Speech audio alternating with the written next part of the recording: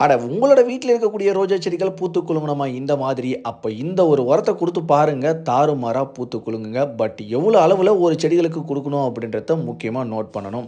உங்க வீட்ல இருக்கக்கூடிய ரோஜா செடிகள முதல்ல எடுத்துட்டு வந்து வச்சு, கொஞ்சம் லைட்டா தண்ணி ஊத்தி, மேல இருக்கக்கூடிய மண்ண மட்டும் இந்த மாதிரி குச்சி வச்சு லைட்டா கிளறி விடுறீங்க.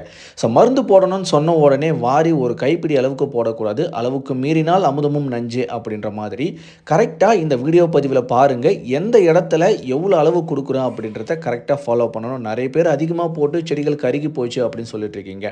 டிஏபி அப்படின்னு சொல்லக்கூடிய டை அம்மோனியம் பாஸ்பேட் இது வந்து ஒரு செயற்கை உரம். எல்லா நர்சரியிலயும் இந்த மருந்த மட்டும் தாங்க பயன்படுத்துவாங்க. கரெக்ட்டா ஒரு செடிகளுக்கு ஒரு 20லேருந்து 25 பால் வீதத்துக்கு வேர்கள் பக்கத்துல போடாம, வேர சுத்தி போட்டு கண்டிப்பா தண்ணி ஊத்தி விடணும். தண்ணி ஊத்தி விட்ட கரெக்ட்டா ஒரு 10லேருந்து 15வது நாட்கள் உங்களோட செடிகள்ல ஒரு சூப்பரான தளிர்கள வந்து உங்களால பார்க்க முடியும். இந்த மாதிரி இன்ட்ரஸ்டிங்கான டிப்ஸ் வேணும் அப்படின்னா, மறக்காம நம்ம ஐடியா